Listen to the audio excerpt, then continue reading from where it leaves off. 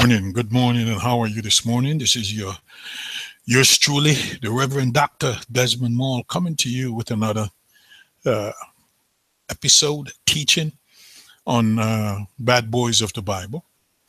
Today, we want to begin a new series. Yesterday, I figured I had done enough I could do with Korah, Dathan, and Biram. So today, we want to look at a more familiar figure and in scriptures by the name of Cain, the elder brother to Abel, son of first son of Adam and Eve. How was your day? Hope you had a pleasant day, pleasant night, and I pray that the good Lord has been meeting your needs. If not, don't give up. Keep praying, keep trusting Him, and He will give you the answers that you're seeking of Him. It is good today. It is somewhat quiet here in Conyers, Georgia. Um, getting ready for some rain. And with all of that, I want to again welcome you to Family 360, where we provide individual, marriage, and family counseling to adults, children, and youth. And we pray if we can be of assistance to you or a family member or someone you know, don't hesitate to let us know. Give us a call. Our local number, 770-679-0586. That's 770-679-0586. You can mail us an offering, a contribution to help support the work that we do here at to Family 360, 2012 East View, EASTVIEW, Eastview Parkway, Conyers, Georgia, 30013, and we are in Suite 400. You can also make a donation through our website at www.family360center.com and make a donation through the PayPal button you will see on that site. If you need a good talking to, if you need someone to talk to, families, children, and youth, couples, the elderly, on a variety of issues, please visit our website. And if you don't see any topic of interest, please give us a call. We'll be glad to put together one with you. God bless you. So as I said earlier, we want to begin a new series by looking at a young man by the name of Cain. And of course, in looking at Cain, we cannot help but look at his parents and his brother. Genesis 4, verse 1 to 16, we see Cain. Cain is a man who is tied to the land, and in his endeavors to worship and please God, he brought his gifts, or his gift, his sacrifice to God. And when we meet Cain, we see that Cain is not someone who is easily calmed, because we meet him, he's pouting. Well, let me read that scripture for you. Genesis 4. Let me get out the good book and just introduce you to this young man. Cain and Abel, Genesis 4, verse 1. And Adam knew Eve his wife, and she conceived, and bare Cain, and said, I have gotten a man from the Lord. And she again bare his brother Abel, and Abel was a keeper of sheep, but Cain was a tiller of the ground. And in process of time it came to pass that Cain brought of the fruit of the ground an offering unto the Lord. And Abel he also brought of the firstlings of his flock, and of the fat thereof. And the Lord had respect unto Abel and to his offering, but unto Cain and to his offering he had not respect. And Cain was very wroth. Cain wasn't just angry. Cain was very, very angry, and his countenance fell. You can tell, you could see it on his face, that he was upset, and he wanted to well, let me not jump ahead of myself. So his countenance fell physically. He changed, and the Lord said unto Cain, why art thou wroth, and why is thy countenance fallen? So right away, God saw that something was wrong with with Cain, and and and as a result, trouble was brewing. And had to return a text there. Verse 6, and the Lord said unto Cain, why art thou angry, and why art thou wroth, and why is thy countenance fallen? If thou doest well, shalt thou not be accepted? And if thou doest not well, sin lieth at the door, and unto thee shall be his desire, and thou shalt rule over him. Verse 8, and Cain talked with Abel his brother, and it came to pass when they were in the field that Cain rose up against Abel his brother and slew him. Oh, jealousy, jealousy, envy, jealousy. And the Lord said unto Cain, where is Abel thy brother? And he said, I know not. Am I my brother's keeper? And he said, what hast thou done? The voice of thy brother's blood crieth unto me from the ground. And now art thou cursed from the earth, which hath opened her mouth to receive thy brother's blood from thy hand. When thou tillest the ground, it shall not henceforth yield unto thee her strength. A fugitive and a vagabond shalt thou be in the earth. And Cain said unto the Lord, my punishment is greater than I can bear. Sounds like the typical prisoner. Most prisoners, they will tell you they never did it. They're not guilty. Verse 14, behold, thou hast driven me out of this day from the face of the earth, and from thy face shall I be hid, and I shall be a fugitive and a vagabond in the earth. And it shall come to pass that everyone that findeth me shall slay me. And the Lord said unto him, therefore whosoever slayeth Cain, vengeance shall be taken on him sevenfold. And the Lord set a mark upon Cain, lest any finding him should kill him. And Cain went out from the presence of the Lord and dwelt in the land of Nod on the east of Eden. So we see the story laid out here by God regarding the circumstance under which Cain brought his offering. And when his offering was rejected by God, then Cain got angry.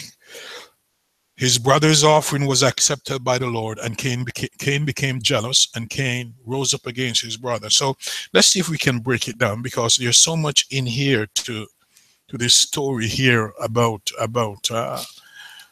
Cain, and we don't want to hurry through it. So we're going to take maybe the next week or so to study this story about Cain. So he pouts when God rejected his offering. He's upset, he's horrified, he's mortified because God rejected his offering. Now listen, God did not reject Cain. God rejected what? His offering. Many times we mix up who we are as individuals with our actions or deeds. Our actions or deeds do not define us. They do not say who we are, because they are momentary actions. They are momentary things that we do. But often when certain personalities are messing up, when certain deeds are done, we have difficulty separating the person from the behavior. Again, the behavior does not define the individual. The behavior describes at that moment what that individual may be experiencing emotionally or physically or, religiously. So Cain is horrified. He is upset. He is angry. He can't believe what happened to him. So it seems to me as if Cain was in some competition with his brother Abel, his younger brother. Now, Cain is the older of the two, and many times in most families, and if you read the sociology, psychiatry, and so forth, genealogy, the oldest child is often the more responsible, the more self-controlled, the more self-contained. The oldest child is generally the overachiever, the one who takes the risk and goes out there and lead a trail, blaze a trail for others to follow. And this is the first murder recorded in scriptures. Cain, sibling rivalry, sibling murder. And if you are acquainted, familiar with the news today, don't be shocked, don't be alarmed. It happened way back at the beginning of the human race. Brother rose up and killed brother out of jealousy. Jealousy and envy. The blue-eyed monster, or the green-eyed monster, as they would say. So rather than dealing with God, Cain takes his anger and frustration out on his brother Abel. How many of us do not deal with the pain directly? We deal with the offshoot. We deal with the tangential aspect of our struggles, our problems. We don't want to confront. Hey, Abel did not reject Cain. Abel had nothing to do with God rejecting Cain's sacrifice. So instead of dealing directly with God, Cain backed away from God, and he turned to his most and closest victim, most hapless victim, his brother Abel. And in this situation, as we read this scripture, it crossed my mind, how did Abel end up in the field with his brother Cain? Did Abel see this coming? Did Abel know? Like many murders today, the victim often walks into a trap. It's a setup. They don't know what's going on. You walk into your home, you walk, you go shopping, you're on the street minding your own business, and before you're at your place of employment, and before you realize it, there's a mad person out there with a gun and a weapon just killing and slaughtering. You didn't know it, you didn't plan for it. And so I believe Abel did not know what awaited him with his brother Cain. Cain, I believe, called him out into the field. And there, Abel was killed by Cain. Cain takes out his anger on an innocent man, his brother Abel. What was Cain trying to do? Was he trying to refute God's verdict?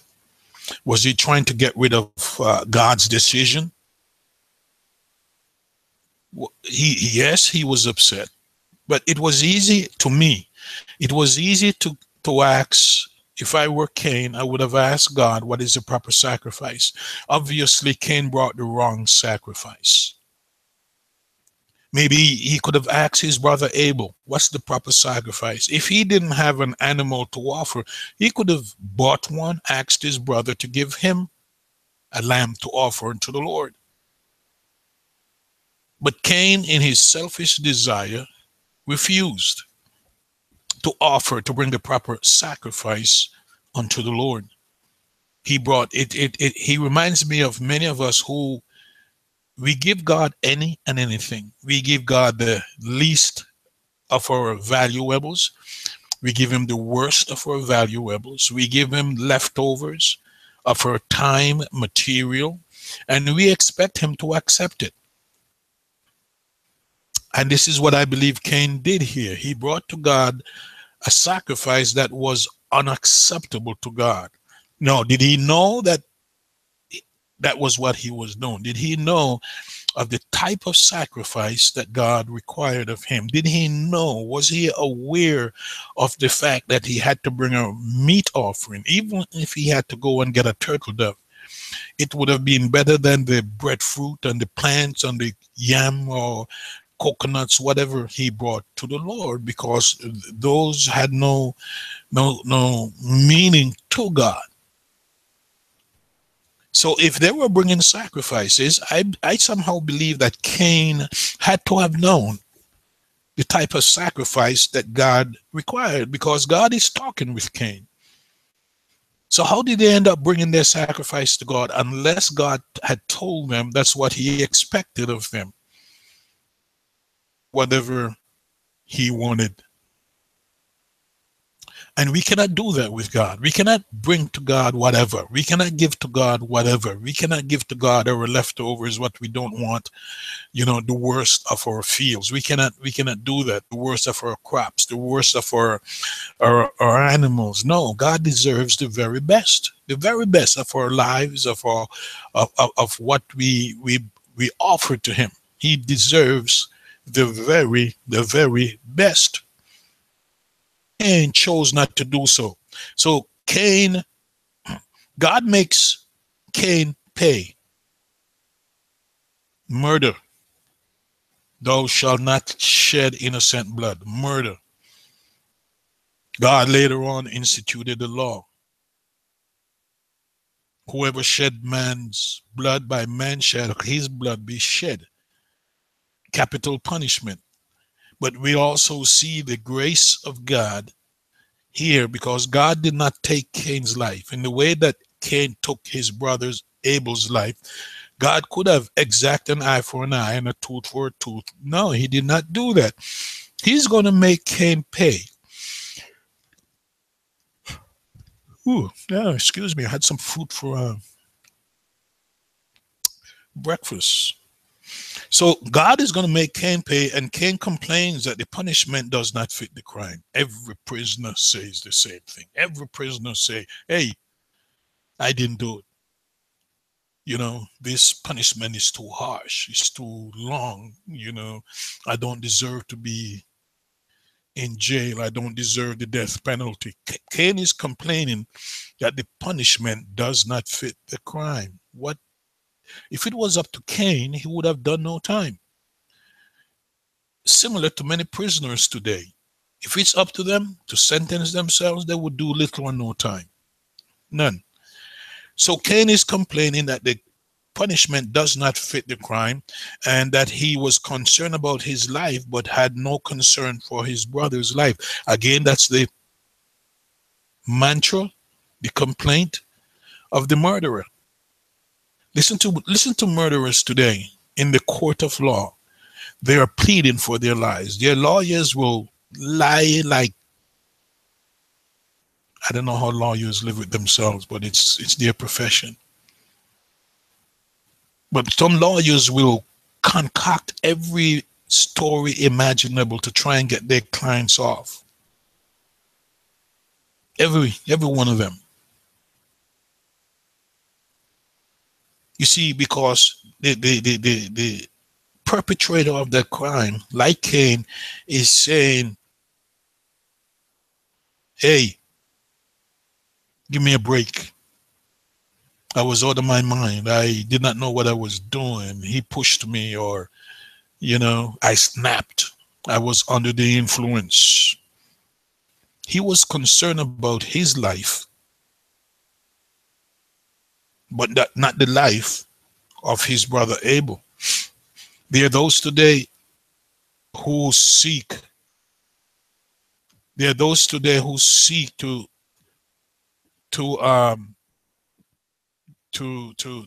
undermine the authority of the law. There are those today who seek to, if they could, destroy the law, do away with legal punishment, with the penal system. There are some people in our society today who do not believe in the criminal justice system until it affects their own household, until it comes to their home, until it affects their families. Cain is saying, I didn't care about my brother's life. I don't care about my life. And God, your punishment is too much for me. It's too hard for me. So we see Cain, a man who's tied to the land. He is forced to roam the countryside, although his descendants, later on, his own descendants will build cities. The Bible tells us here um, that Cain, where are we? Where are we?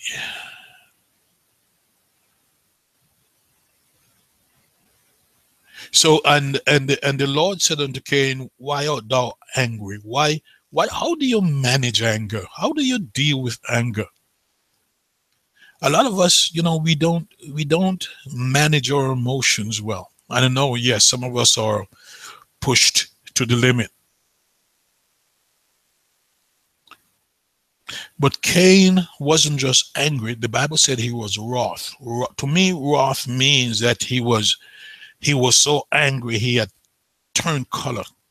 He had changed up. He was in the place where he was out of it when it comes to his emotions. So we see that Cain was the farmer and Abel was a farmer and Abel was a shepherd, as was the practice and the customs during those days. The people lived off the land. The Bible does not tell us why God, rejected Cain's sacrifice. Maybe Cain came to God with the wrong attitude.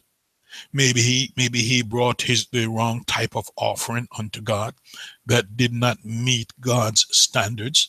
And as I said before, I believe that they knew the expectation that God had of them regarding the sacrifices that they were to give. I challenge you that when you give to God and others, be joyful about it. Maybe Cain had a sour attitude, a sour disposition. He so quickly got angry with God's rejection that he turned on his brother. Cain, I believe, was very emotional. I believe Cain wore his emotions on his sleeves. He wore his emotions on his sleeves. There are people like that today. They're quick to fly off the handle. They're quick to cuss you out, to want to fight you, to want to kill you, to maim you because of something you may have said and done, intentionally or unintentionally. So my question to you is this: how do you react when someone suggests you have done something wrong? How do you handle disappointment? How do you handle the fact that you did not live up to someone's expectations and standards? Cain did not live up to God's expectations and standards, and so Cain sought somebody, and the only person that was available according to scriptures at that time was his brother Abel. He did not turn against his father Adam.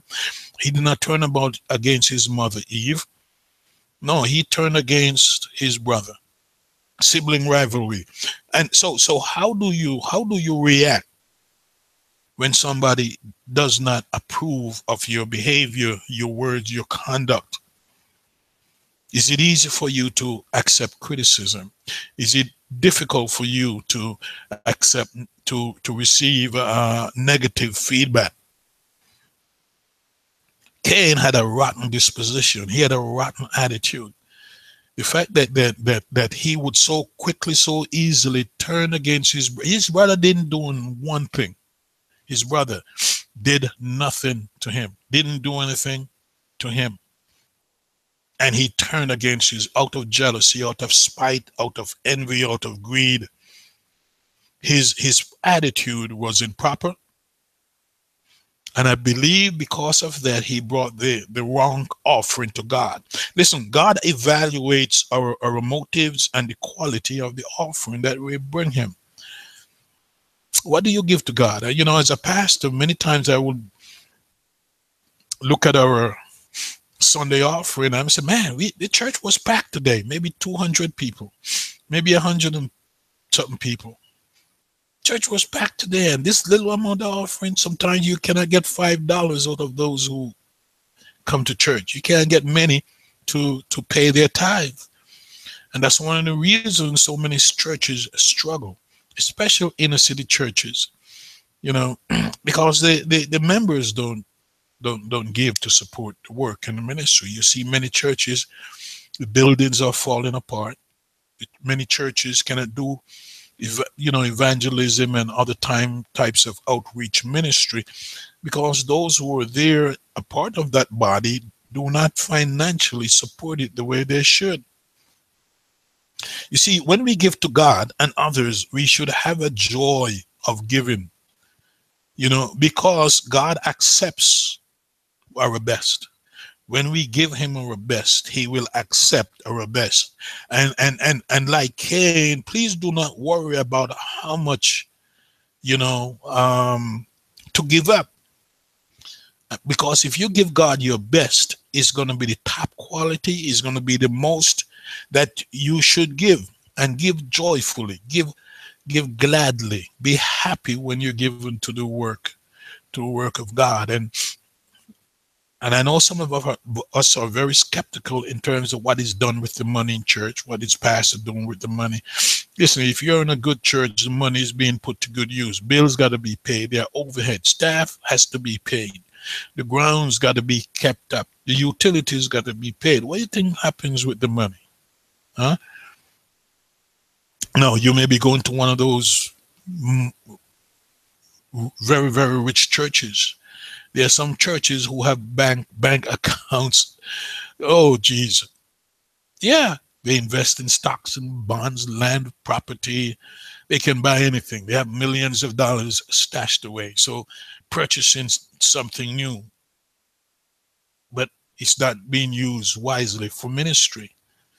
Many churches are sitting on that money and it's not being invested in turning around communities and turning around the lives of the poor and the needy.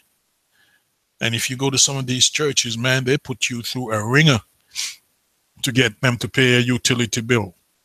So verses 6 and 7, how do you react again when someone suggests you have done something wrong? Do you move to correct the mistake, or do you deny that you need to correct it? Cain's movement, Cain's action to correct the mistake was the wrong action. And as I said earlier, he didn't go to God. He took his vengeance on his brother. So after his sacrifice was rejected, God did give him the chance to right his wrong and to try again. God gave Cain a second chance. But he was hurting too much from the initial rejection from God. And so instead of taking God up on that offer, to try again, Cain did his own thing. He refused. And his life is an example of those who refuse to admit their mistakes.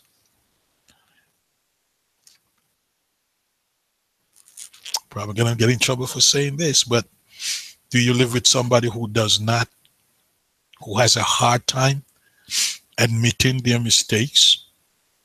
Maybe you live with a perfectionist. Maybe you live with someone who likes to be in control and they don't see where they're doing anything wrong. And no matter how wrong it is, they don't see it. It's as clear as day. They don't see it. They will deny until kingdom come. You live with somebody like that? God help you.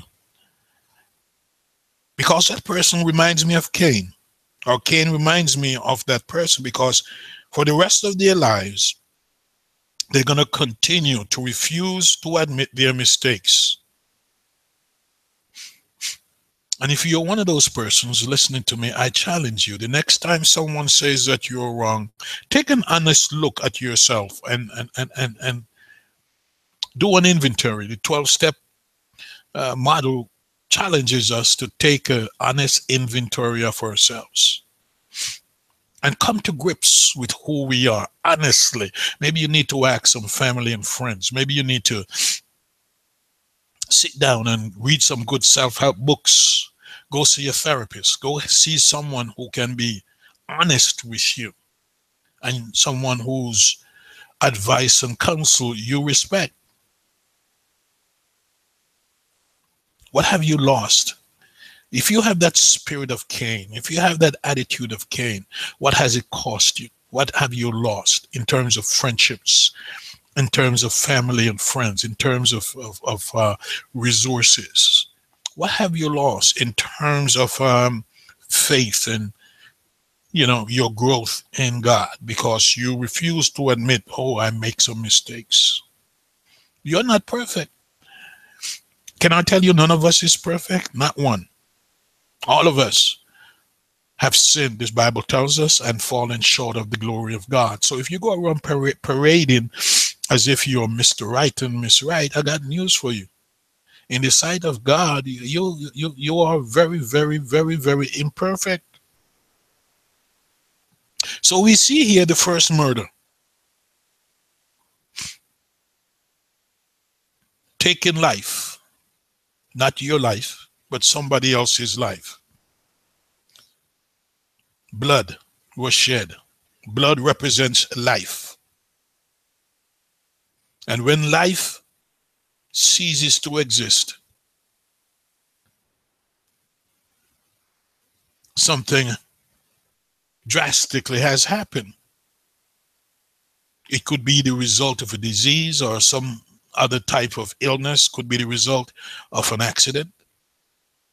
It could be the result of some deliberate action by someone else. But in this situation, blood was drained from the body of Abel at the hand of his older brother. Now, what did he hit him with? His fist, a weapon? He killed him. We don't know how he killed him, but we know the Bible tells us he killed his brother. We don't know what type of weapon, if any, he had to have used a weapon, because the fist could be considered a weapon. We don't know if there was a struggle. But the bottom line is this, that Cain killed his brother Abel. Murder is a sin. And we see here the sin nature being passed from Adam and Eve down to their firstborn son, Abel, Cain, who commits murder. The sin of Adam and Eve began the downward spiral of the human race. And so close to them being kicked out of the Garden of Eden, we see the first murder being developed. We see the first murder here of this sinful nature in the life of their children. A mother lost a son. Familiar today? A mother lost a daughter. A father lost a son. A father lost a daughter. Children are dying before their parents. Parents, and it's sad that so many parents today are burying their children. Sometimes it moves me. I was watching television this week, and my mother was there crying because someone just drove up and shot her young son to death. If I remember correctly, the victim was a father of a young child. And so many of that happened. So many mothers have had to bury their sons. So many mothers have had to bury their daughters. Everywhere you go, every city, it's not just in this Atlanta region only, but all across this nation, all across the world, because of sin. And all of us have this sin nature. Because of this thing of anger, because of this thing of hate, jealousy, envy, because of this spirit of unforgiveness, which I address in my soon to be published book, Forgive Yes, forget, hell no. Because of this, we see the tragedy of murder exacting its toll upon infants, upon the unborn. We see the callousness, the coldness. We see the sociopaths running, masquerading on our streets, in our communities, in our neighborhoods, killing at will because they don't fear the consequences. They don't dread the consequences, you see, because we have gotten rid of capital punishment. And therefore, the criminal knows if he kills, the worst that's going to happen to him, he's going to be in jail getting 3 hats and a cot, as they say. He's going to be fed. The taxpayer is going to be taking care of him or her for maybe a couple years. He goes to jail and he does good, acts right, says the right thing to the payroll board. He may do a couple years, he's out for committing murder. I shake my head many times when I hear of the second, third, fourth, fifth murder a man commits and he's allowed to walk the streets because of the softness of our hearts and the leniency of our judicial system. So we see the sin nature here, that the disobedience of Adam and Eve has led to outright murder of their child, of their son. And because Adam and Eve acted against God, the sins of the parents are visited upon the children to the third and the fourth generation. We now see where their son Cain acted against God and he acted against men. Adam and Eve disobeyed, defied God. And now their son Cain defied, disobeyed God and committed murder. You see, sin has a way of moving from one generation to the next, getting out of control. And when Adam and Eve sinned, Cain was not yet born. When Adam and Eve sinned in the perfect place, the Garden of Eden, Cain was not yet conceived. Cain was conceived outside of the Garden of Eden. And we still see where sin, even though he was not yet born, because he was born of man, sin became a natural thing for Cain. Again, the Bible said all of us have sinned and have fallen short of the glory of God. There is none righteous, no, not one, except the Lord Jesus Christ.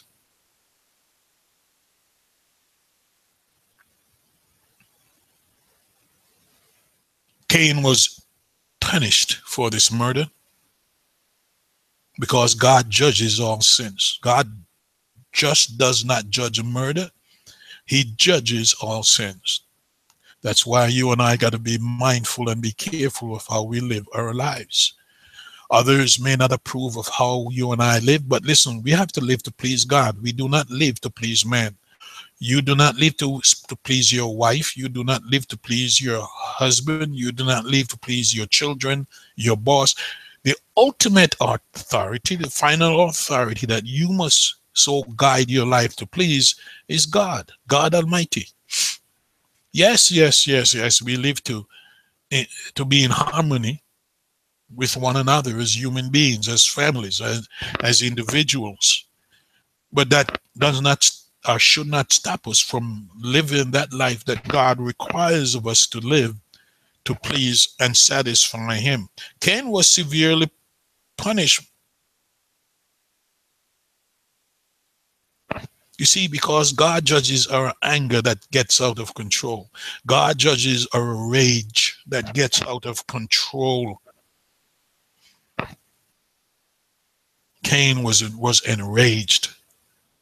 And listen to me. Don't allow your anger. If you find that your anger is getting out of control, go for a walk. Do not put your hand on anybody. Do not reach for a weapon, because that will do you no good. We are an angry generation. We are an angry group of people. And therefore we kill. Mothers kill their daughters. Fathers kill their daughters. Fathers kill their sons. How in the world can a father put a gun to the head of his child and blow the brains of that child out? What kind of man does that? I was reading this week in the papers where a man took his child to, I believe, Disney World. And that child, 5-year-old child, has been missing, and that man has been arrested for the murder of that child. How can a man, and these things are happening so frequently, we have become immune to the atrocities of men and women killing their children. And it has nothing to do with gender, it has nothing to do with color. Black people do it, white people do it. And by the way, the only two races, I was going to say Indian and Chinese, but they're only two races of people, black and white. Some of us in between. We all, no matter what society. In China now, the rage in China are knives. Angry men take knives and go to and assault elementary, primary school children. In China, they stab to death so many. And it's so common and so frequent. So it's not just in Western society, but also sin is in, Eastern society as well, in Muslim nations. Everywhere you go, in African nations, in European, everywhere you go, sin is on the loose, is on the rampage.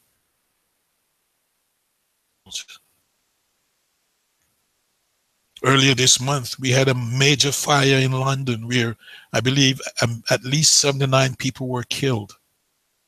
79 trapped in that high rise. Why? Because of the greed of man, because of sin. They use inferior, outlawed material on those buildings, and it end up costing at least 80 people their lives. Sin. Sin causes man to commit any and every evil that man's heart can imagine. Anger, vengeance creates in us no barriers to self-control.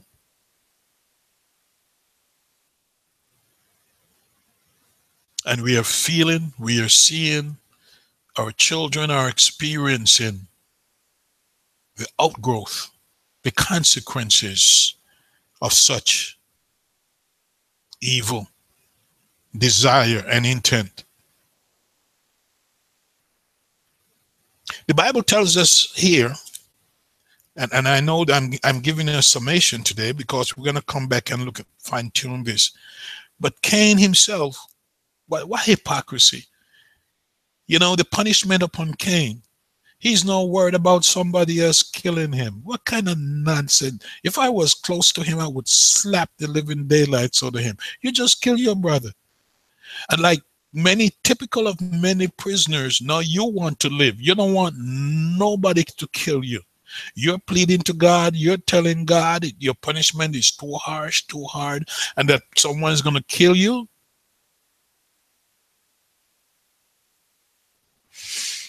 Help us, Jesus. He's forced to roam the countryside. He's forced away from his comfort zone. He's left to fend for himself, to fend on his own. But look at the God we serve. Look at the grace of God. God maintains a relationship with him and provides for his safety. Ooh. And I believe many times that's why many people go to prison, because only there many of them can find God. Out here in the free world, they roam and they do at will. In a confined space, in a cell, maybe 6 by 10, having to be shared with God knows how many other prisoners. Many men come to realize their fallibility, that they need God. And so in spite of this heinous act, murder of killing his brother, God demonstrated grace. We're going to come back and look at that because that's the God that you and I serve, a God of grace. So the story of Cain and Abel is foreshadowed by tragedy. We look at the Adam and Eve story, that disintegration into sin, that defiance of boundaries and standard and righteousness. And we begin to see life outside the Garden of Eden. The moment sin came on the scene, the moment Adam and Eve sinned, they were exiled from the garden, and we begin to see the deterioration of mankind. We begin to see life outside of Garden of Eden marred by bad choices, and we begin to see the subsequent consequences in these two young men. Cain goes down in infamy as a bad boy. Oh yeah, he's one of the bad boys of the Bible, all right, because he's the first recorded murderer in the Bible. He's the first recorded murderer in the Bible. And after killing his own brother, he utters perhaps one of the most convicting questions ever, which no matter where you go today across the world, people ask the same question: am I my brother's keeper? Am I my brother's keeper? Why did he ask such a question? It was an attempt on his part to accept responsibility for the murder he had committed. It is an eternal question. That question doesn't go away. And as I said, it doesn't matter the culture. Wherever you go, men and women use this question, use this phrase to avoid being held accountable, to avoid being responsible. Am I my brother's keeper? And it challenges us. It challenges you and me to explore the nature of our relationship with one another. The human race today, we are set upon each other. We are against each other. When you have a dictator in the name of a guy named Assad in Syria, gassing his own people, setting his troops loose on families for the sake of remaining in power. When you have a Vladimir Putin killing every competition that stands up against him and challenges his authority in Russia, putting them in jail. When you had a community as existed in China, a communist government who has zero tolerance for opposition, for independence. When you have a guy in Venezuela right now, his people being killed, starving to death. When you have some of the Idi Amins of Africa, you see this thing, greed, this thing called sin, is no respecter of persons, black or white, men or women, male or female. When this thing called sin, greed, envelops and takes control of us, we will move heaven and hell to get our way. And so it's an eternal question: am I my brother's keeper? You see, because it has haunted us down through the centuries. It has haunted theologians, politicians, novelists, sociologists, anthropologists, chemists, screenwriters, pastor, every one of us, the religious and the secular. This question has haunted us, and we have yet to come up with a correct response for humankind to get along. I remember Rodney King Those of you who remember Rodney King out of Los Angeles, he pleaded, can we get along, please, during those riots? When we look at many of our civil rights leaders, many who have sacrificed their lives and were beaten and brutalized and imprisoned just for the right to exist as a human being, again, we come back to the question, am I my brother's keeper? When we look at our present administration and their the ability to thumb it in the face of the poor and the middle class and people of color and people of different culture, we have to ask the question, am I my brother's keeper?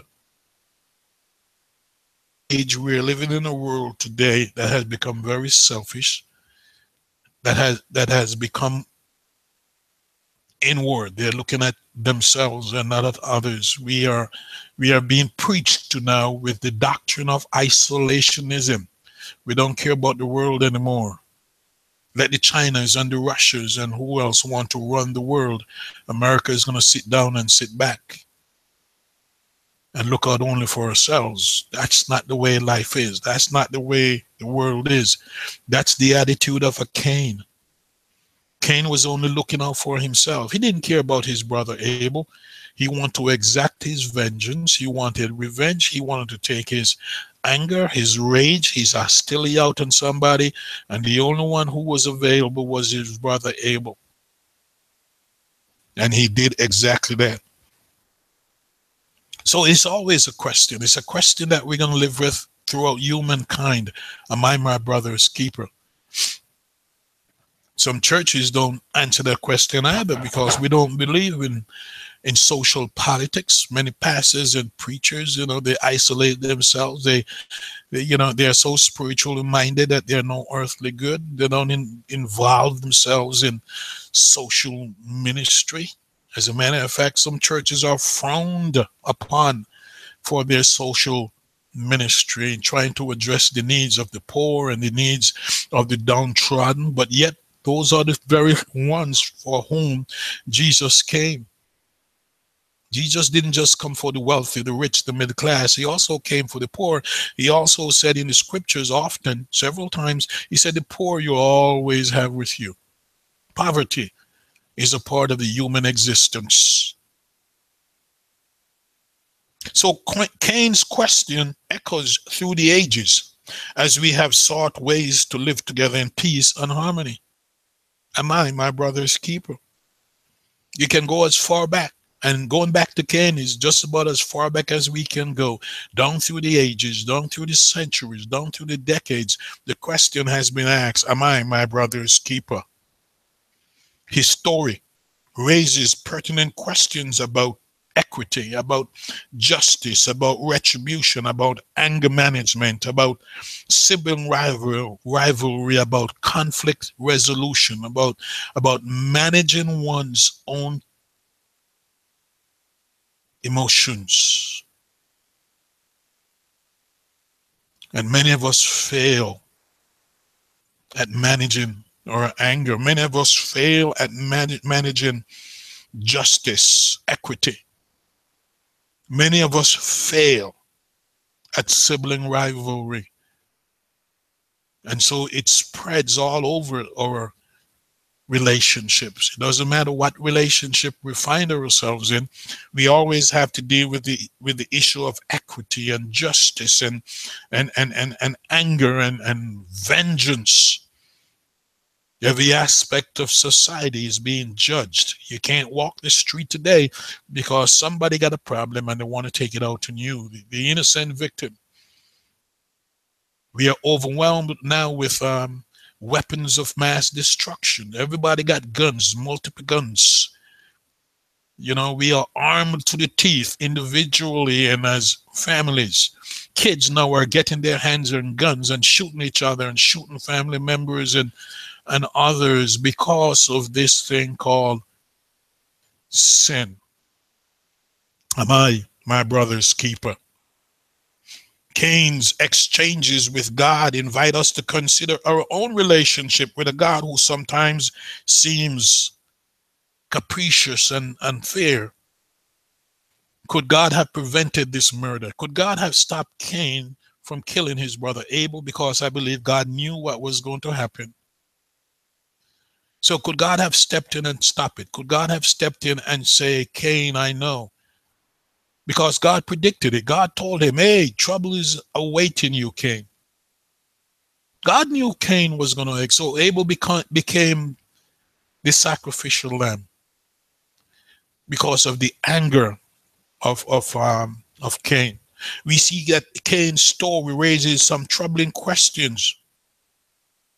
Where are his parents in this scenario? Where are Adam and Eve in this situation? Did they know of this rivalry between their kids? Did they know of the sacrifice that God required? And why did Cain not do as God required of him and ended up offering this sacrifice to God that was unacceptable to God? Where were the parents? We don't know how old Adam and Eve was. I mean, we don't know how old Cain and Abel was. But where were they? Again, we see an absent Adam. He was absent when Eve was tempted by the serpent and Eve gave in. Now we see Cain killing Abel. Again, Adam is absent. Where are you fathers? Where is the man in this situation? Where is the man to stop this violence we see in our contemporary lives, in our contemporary societies? Repetitions of the absence of the man, the person of accountability is not visible. He's not seen. He's gone. We see mothers crying on TV over the shooting, over the murder of their children. Where is the father? Where is the man? And when the man shows up, he's wearing a uniform. He's law enforcement. Where is the biological father? He cannot be found. When we see a man in television, he's of dark skin, complexion. He's in handcuffs. He's wanted for murder. He's wanted for robbery. He's wanted for rape. Where are the fathers? The man is absent. Therefore, there will be no revision. There will be no salvation for human society because the man is absent. Are you still waiting for the men to stand up? We see more women standing up every day, taking control of higher education, taking control of churches, taking control of community needs and issues, taking control of government. Where is the man? He's probably dead at a very young age. He's probably strung out on drugs from a very young age. He's probably emotionally damaged from a very, very young age. He probably out there sowing his wild oats from a very young age. Do you want me to continue? When the man is absent, when the father is absent, tragedy is bound to happen. This is what we see here in the situation with Cain and Abel. Adam is nowhere around. We'll pick up from here next time. And I know I'm going to get in trouble. A lot of you don't like what I'm saying, but listen to me, it's the truth. We men are absent. So until next time, God bless you. Be safe and join me. Bye-bye.